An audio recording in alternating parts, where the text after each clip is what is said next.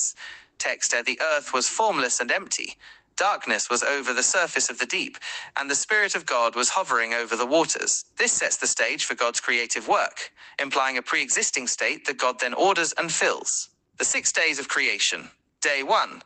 Light and darkness. God's first act is to speak light into existence. Text: let there be light. And there was light. This highlights God's power through his word. He then separates light from darkness, establishing the fundamental rhythm of day and night. This act of separation and naming signifies God's ordering of chaos. Day 2. The expanse. Firmament. God creates the text here, often translated as firmament or expanse, separating the waters above from the waters below. This expanse is what we understand as the sky. This division creates a structured environment. Day 3.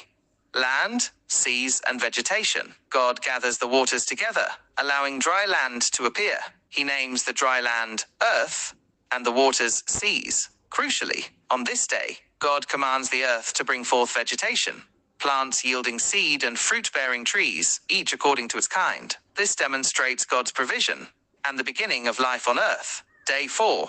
Sun, moon, and stars. God creates the sun, moon, and stars, placing them in the expanse of the sky. Their purpose is to provide light, to distinguish between day and night, and to serve as signs for seasons, days, and years. This highlights God's meticulous design and the orderliness of the cosmos. Day 5. Sea creatures and birds. God fills the waters with living creatures and the sky with birds. He blesses them, saying, text: be fruitful and increase in number, and fill the water in the seas, and let the birds increase on the earth. This emphasizes the abundance and vitality of life created by God. Day 6. Land animals and humanity. God creates the land animals, each according to its kind. The climax of creation on the 6th day is the creation of humanity. Genesis chapter 1 verses 26 to 27 states, text: then God said, let us make mankind in our image, in our likeness, so that they may rule over the fish in the sea and the birds in the sky, over the livestock and all the wild animals, and over all the creatures that move along the ground. So God created mankind in his own image. In the image of God he created them. Male and female, he created them. This signifies humanity's unique relationship with God and their role as stewards of creation. The 7th day, Sabbath. After completing his work, text: by the 7th day, God had finished the work he had been doing. So on the 7th day, he rested from all his work. Then God blessed the 7th day and made it holy, because on it he rested from all the work of creating that he had done. The Sabbath is presented not just as a day of rest for God, but as a holy day, setting a pattern for humanity. Genesis chapter 2. A closer look at humanity and Eden. The 2nd chapter of Genesis provides a more detailed account of the creation of Adam and the Garden of Eden. God forms Adam from the dust of the ground and breathes life into him. God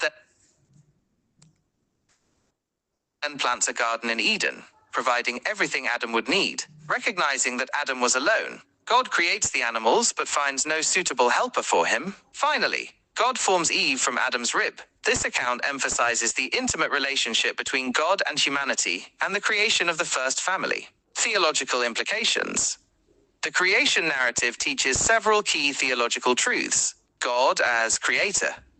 God is the ultimate source of all existence. He creates ex nihilo, out of nothing, through his powerful word. Order and purpose. Creation is not random but ordered and purposeful, reflecting God's wisdom and design. Goodness of creation. God declares his creation good at various stages, affirming its inherent value, humanity's unique place. Humans are created in God's image, giving them a special dignity and responsibility. Sabbath rest. The concept of Sabbath highlights the importance of rest and acknowledging God as the one who provides. This expanded explanation provides more context and detail about the biblical account of creation. Does this fit better with your desired 8-minute time frame?